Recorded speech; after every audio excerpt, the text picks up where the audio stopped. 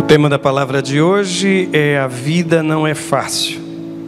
E parece que a projeção já está mostrando isso, né, irmãos? Acontece na hora, não é? A vida não é fácil. O texto bíblico você vai acompanhar na sua Bíblia. Por favor, abra na segunda carta que Paulo escreveu aos Coríntios, capítulo de número 1. Eu vou fazer a leitura do verso de número 8 até o verso de número 11 da palavra de Deus. E a tradução que vou usar é a Nova Versão Transformadora. Não é uma versão tão popular, mas ela é muito contextualizada. A linguagem, as imagens são favoráveis à compreensão. O texto está dizendo assim, o apóstolo Paulo escreve dizendo: irmãos, queremos que saibam das aflições pelas quais passamos na província da Ásia. Fomos esmagados e oprimidos além da nossa capacidade de suportar. E pensamos que não sobreviveríamos. De fato, esperávamos morrer, mas, como resultado, deixamos de confiar em nós mesmos e aprendemos a confiar somente em Deus, que ressuscita os mortos. Ele nos livrou do perigo mortal e nos livrará outra vez. Nele depositamos nossa esperança e Ele continuará a nos livrar. E vocês nos têm ajudado a orar por nós. Então, muitos darão graças porque Deus, em sua bondade, respondeu a tantas orações feitas em nosso favor. Apesar de estar numerado, número 1, na verdade o sermão de hoje tem tão somente um ponto. Tudo vai girar em torno dessa declaração: não esconda a sua dor, não engula as suas lágrimas. Assinado a mãe terapeutizada, sabe, irmãos? Porque é provável que a sua mãe tenha dito uma outra coisa: engula o choro, engula o choro. Mas é fácil perceber o alcance disso. Como é complicado alguém que precisou reprimir as lágrimas ao longo de toda a sua infância, ao longo de sua vida. Como é difícil para esta pessoa lidar com os seus sentimentos e com as suas emoções. Expressar o que sente. E o curioso, meus irmãos, é que eu voltei no tempo e comecei a lembrar que quando eu tinha algum arranhão, alguma ferida, caía, sabe aquela coisa do dedo que perdeu a cabeça do dedo maior, né? Já aconteceu com você, isso é uma dor insuportável, né? E uma das coisas que como criança eu gostava era de enfaixar.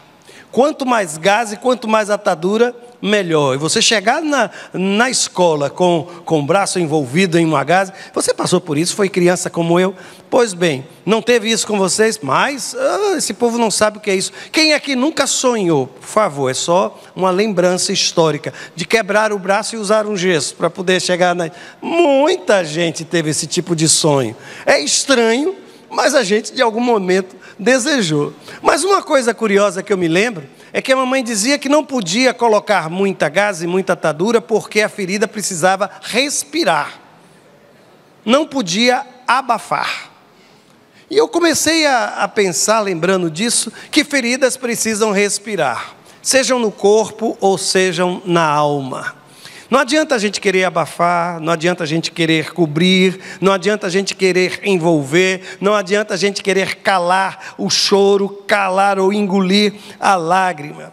É por isso que o apóstolo, no versículo 8, que foi o primeiro verso que eu li, ele disse assim: queremos que saibam das aflições pelas quais passamos na província da Ásia. Se a sua tradução for uma tradução mais tradicional, ele vai dizer assim: que ignoreis, que sejais ignorantes, que desconheçam. É como se o apóstolo Paulo estivesse nos dizendo que a vida tem um outro lado, que não é somente de triunfo, que existem dificuldades e aflições. E essa palavra aflição aqui, etilipsis, ela poderia, por exemplo, ser traduzida como máquina de prensar. Para ficar mais nordestina a ilustração, deixa eu pensar: moinho de tirar, extrair o caldo da cana de açúcar. Lembra-se que as abelhas pousavam ali por perto, tinha um copo plástico, não era assim, irmãos? Uma peneira, e quanto maior era o número de abelhas, mais gostoso era o caldo de cana. E eu não lembro qual foi o dia que eu tomei um caldo de cana. Faz tempo, viu, gente? Faz tempo. Agora, você já percebeu como os moinhos, eles são impiedosos? A pobre da cana, ela passa uma vez, fica só o bagaço. E aí o que a criatura faz? Dobra e ainda passa de novo. Entendeu qual é a imagem? O que a Bíblia chama de aflição? É passar pelo moinho da cana de açúcar. E então extrair aquilo que você tem dentro de você mesmo. Porque é nas aflição, ou melhor, é na aflição que eu coloco para fora aquilo que eu carrego dentro da minha alma. Se minha alma está cheia de paz, irmãos, a minha resposta às adversidades será de serenidade. Se a minha alma abriga conflito, o contrário vai acontecer. Portanto, notem, o apóstolo Paulo está dizendo claramente que ele faz questão que a igreja conheça. E uma razão para isso, talvez apareça no versículo anterior. É como se Paulo estivesse dizendo que enquanto nós compartilhamos os nossos sofrimentos, Deus consola, Deus encoraja os que estão à nossa volta. O que é que está escrito no versículo 7? Está escrito assim: assim como vocês participam de nossos sofrimentos, também participarão de nosso encorajamento. Em outras traduções, a palavra é consolação. Porque a expressão aqui é paráclitos, que é a mesma palavra para descrever o Espírito Santo de Deus, que é um consolador. O que é que o texto está dizendo? Aliás, eu vou ilustrar isso. Domingo passado, nós tivemos aqui algumas palavras, alguns testemunhos. Nós conhecemos o sofrimento de famílias atípicas. Lembram disso? Os irmãos não imaginam o impacto que aqueles depoimentos... Eu fui alvo, procuraram-me para compartilhar... de quanto aquela exposição, sabe, o quanto aquele testemunho da dor trouxe consolação, conforto, encorajamento. As pessoas que estavam aqui assentadas, aliás, deixa eu fazer uma pergunta: quantos ouviram os testemunhos da escola bíblica? Eu estou dizendo alguma inverdade? À medida que eu falo daquilo que me machucou, da minha dor, e conto como Cristo esteve presente, como o Senhor me trouxe consolação, a vida dos que estão à minha volta são abençoados. Essa gente é abençoada pelo Senhor. E aqui, meus irmãos, uma observação ainda à luz do texto. A provação, ela nos leva ao limite de nossas forças. Sabe aquela sensação: eu não vou suportar, eu não aguento mais. Eu não aguento mais, eu não tenho mais condições de enfrentar isso. Eu já estou esgotado, eu já chorei o que tinha de chorar. E aí eu insisto, a provação ela nos leva ao limite de nossas forças. Mas é exatamente lá, neste limite, onde Deus costuma nos esperar e onde Ele começa a agir. E fica fácil, irmãos, perceber isso pelo próprio texto sagrado. Veja o que foi que o apóstolo Paulo disse, só para relembrar. Nós fomos esmagados, lembra-se da máquina de prensar? Nós fomos oprimidos, e aí ele diz, além da nossa capacidade de suportar. E então, diz o texto, e pensamos que não sobreviveríamos. De fato, esperávamos morrer. Eu não sei se você já viveu uma situação de limite. Eu posso dizer aos irmãos que algumas vezes, durante o período que o meu filho esteve internado, eu tive a mesma sensação que o apóstolo Paulo descreveu. Eu cheguei a esperar que ele não iria sobreviver. Eu lembro-me do dia que eu recebi uma ligação ainda de madrugada, Cláudia na UTI, a médica pedindo para que eu fosse até lá, porque inclusive achavam que ele não iria resistir. Eu não sei como eu dirigi, irmãos, da Barra de São Miguel até aqui. Eu não sei. Mas é muito doloroso quando você se sente assim, exatamente no limite. E se você está esperando como que a morte, acreditando que não vai sobreviver, eu vou lhe dizer, tem um autor, eu gostei muito da citação que foi feita, ele diz assim, a negação, a arguição, as perguntas que surgem na minha cabeça, na sua cabeça, a fúria e a raiva são meras tentativas de desviar o que eventualmente nos conquistará a todos. A dor um dia prevalece, porque a perda é inegável e devastadoramente real. Mas aí eu fico pensando, Paulo escreve a segunda carta dizendo o quê? Que ele pensou que não ia sobreviver, foi isso que ele disse? Que ele pensou que iria morrer, que ele não tinha mais condições. Aí eu fico pensando, meu Deus, se você já leu a primeira carta aos Coríntios, no capítulo 10, versículo 13, ele diz o seguinte: Deus é fiel e Ele não permitirá tentações maiores do que vocês podem suportar. Aí alguém vai dizer, mas como ele afirma isso? E depois na segunda carta ele disse que chegou a pensar que não iria resistir. Eu posso lhe dizer, eu acredito que aquilo que ele escreveu na primeira carta, ele aprendeu com aquilo que ele está descrevendo na segunda carta. O que ele está dizendo é, eu sobrevivi, mas houve um momento que eu imaginei que isso não iria acontecer. Aquilo que ele afirma na primeira carta, ele aprendeu a partir das experiências dolorosas que ele descreve na segunda carta, irmãos. E não há contradição. O que o texto está dizendo é da minha sensação, sabe? As minhas emoções estão fragmentadas. Eu não encontro forças sequer para sair de casa, para enfrentar a vida.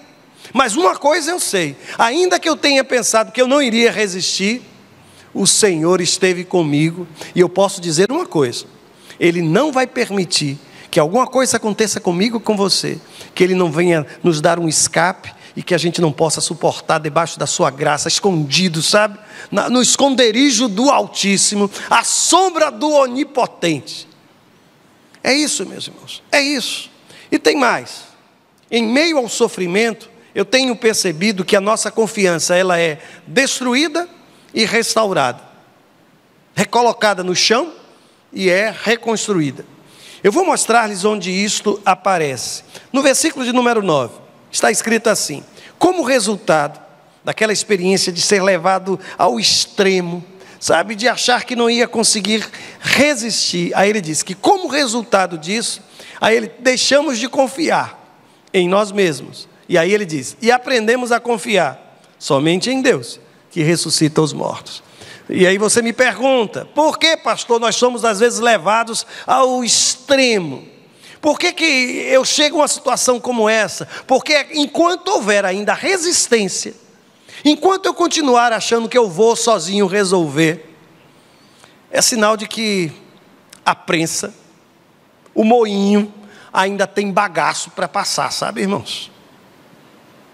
É como se o texto está dizendo, é preciso desconstruir, desaprender a lidar com os problemas a partir da minha sabedoria, dos meus recursos, para então construir, aprender a lidar com as dificuldades a partir da minha confiança em Deus. Essa palavra confiar aqui tem o sentido de apoiar. É como se Paulo estivesse dizendo, olha, eu desisti de me apoiar em mim mesmo e eu resolvi apoiar a minha vida na graça e na misericórdia de Deus. Mas você já vai perceber, deve ter percebido, que é nessa hora que todos os apoios, todas as muletas, todas as possibilidades da gente se agarrar, Deus vai retirando uma após outra. E aí só vai ficar Ele. E quando ficar somente Deus, aí diz o texto sagrado, aprendemos a confiar somente em Deus, que ressuscita os mortos.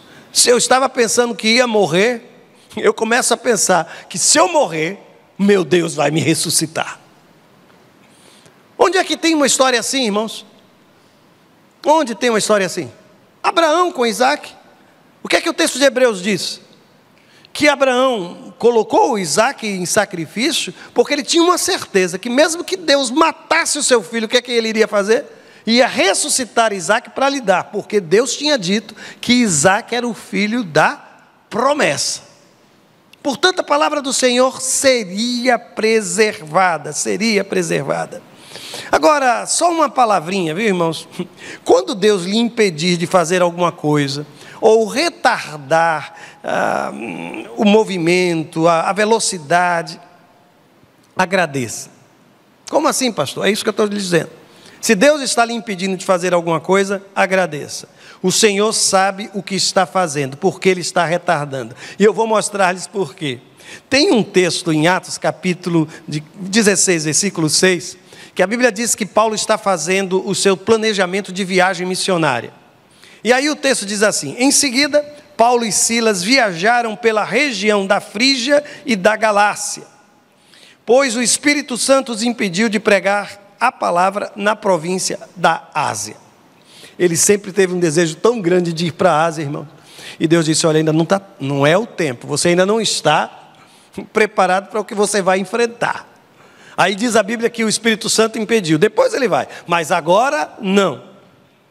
Tem alguém aqui que está sendo impedido pelo Espírito Santo de Deus de fazer algo que talvez...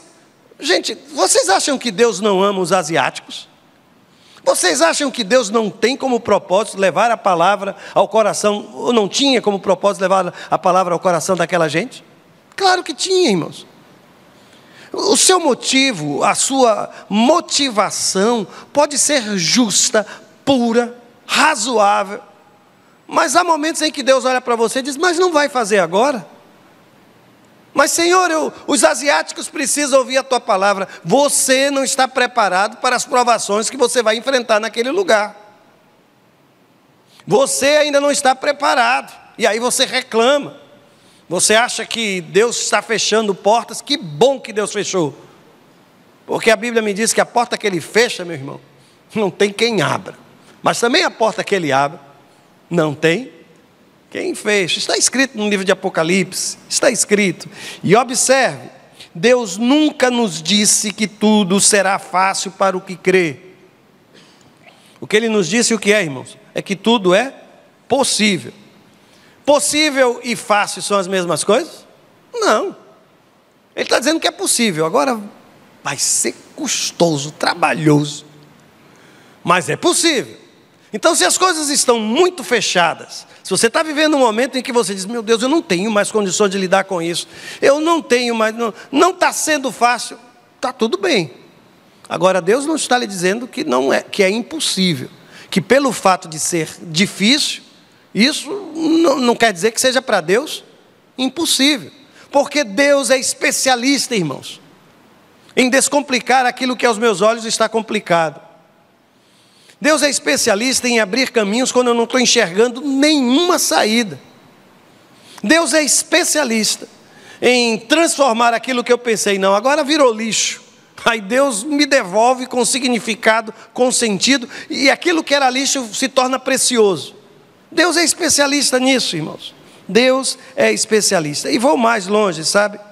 O próprio apóstolo Paulo sempre soube que a sua vida não ia ser fácil. No capítulo 9 do livro de Atos, conversão do apóstolo Paulo, Ananias é desafiado a orar por aquele homem. Aí a Bíblia diz que Deus sussurra aos ouvidos daquele homem: eu mostrarei a ele, Paulo, quanto ele deve sofrer por meu nome. Deus nunca me iludiu, Deus nunca lhe iludiu. Ele um dia olhou para os discípulos e disse o quê? No mundo tereis, repita, no mundo tereis o quê? É a mesma palavra para a prensa, viu? Ele está me dizendo e dizendo a você: olha, neste mundo você é como uma vara de uma cana de açúcar, e você vai se sentir moído, e moído de novo. Mas à medida que você for moído, eu quero que de você saia doce e não amargo. Eu quero que você aprenda a louvar, mesmo quando estiver na prensa.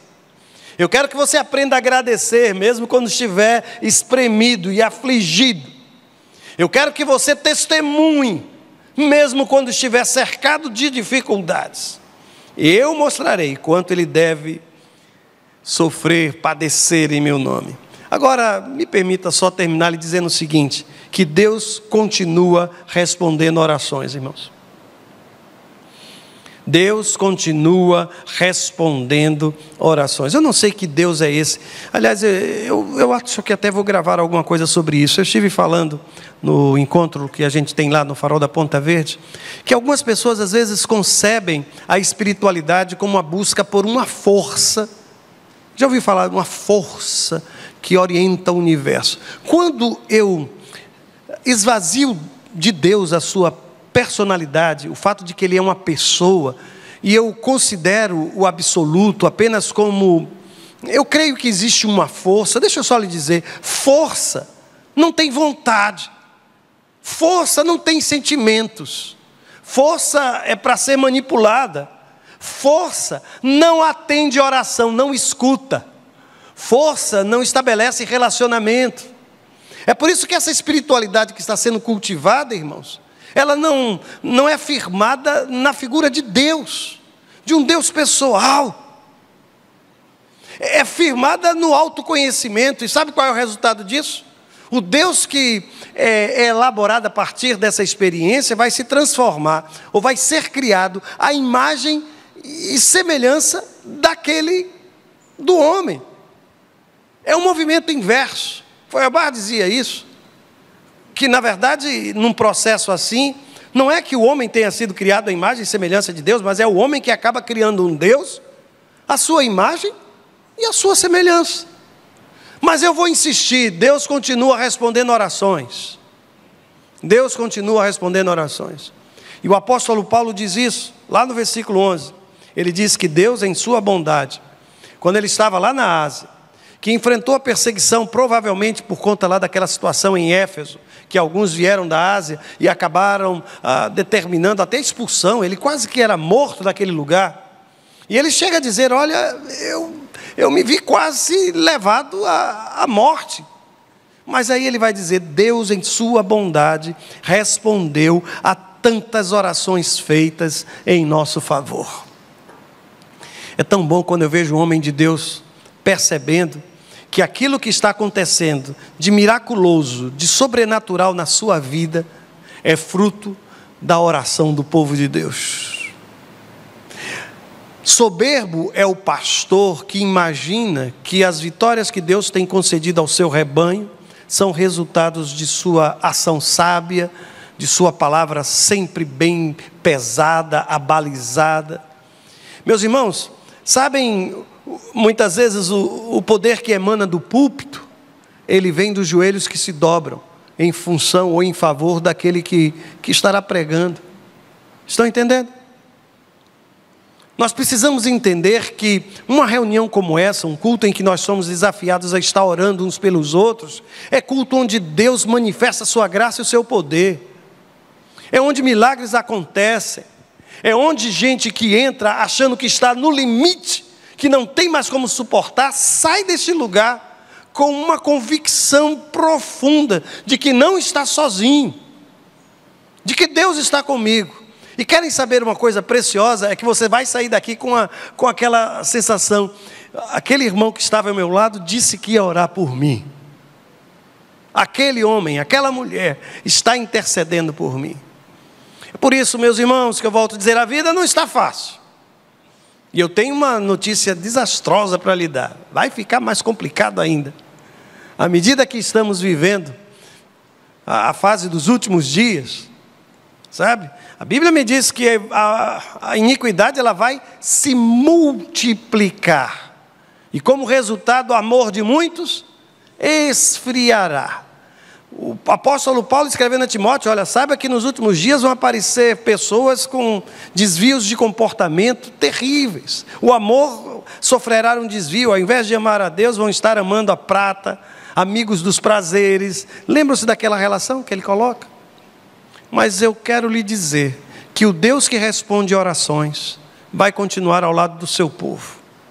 Deus continuará ao lado do seu povo.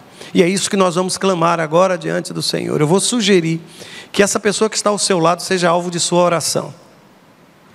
Talvez você já conheça essa criatura, talvez seja o seu marido, sua esposa, filho, filha, mas você vai interceder por este homem, por essa mulher, você vai interceder, vai clamar e vai dizer, Senhor, eu invoco o teu nome sobre o meu irmão, minha irmã em Cristo Jesus, e rogo as tuas bênçãos sobre esta vida, que milagres sejam derramados sobre a sua casa, que bênçãos sejam derramadas sobre a sua vida. Ore neste momento.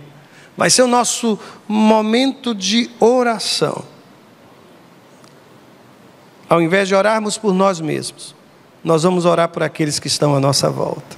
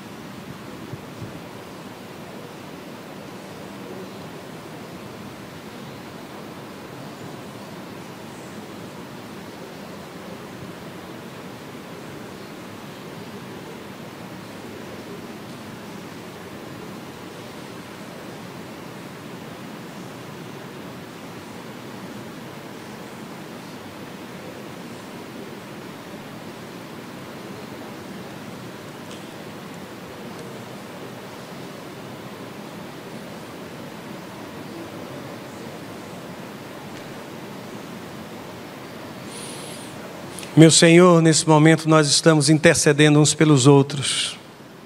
E eu sei que o Teu Espírito Santo está entre nós.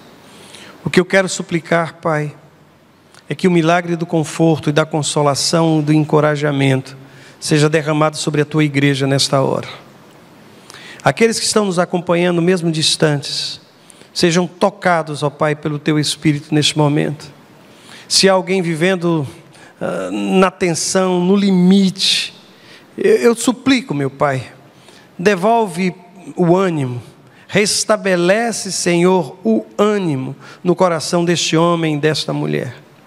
Que nós possamos olhar para o Senhor e crer que ainda que a nossa confiança em nós mesmos esteja se esvaindo, a nossa confiança no Senhor está sendo construída, meu Pai, está sendo edificada. Ouve a nossa oração, meu Senhor, e que sejamos bênção na vida uns dos outros, e que possamos assim contemplar as Tuas maravilhas. Esta é a nossa oração como Teu povo, como Teus filhos, no nome de Jesus. Amém e amém.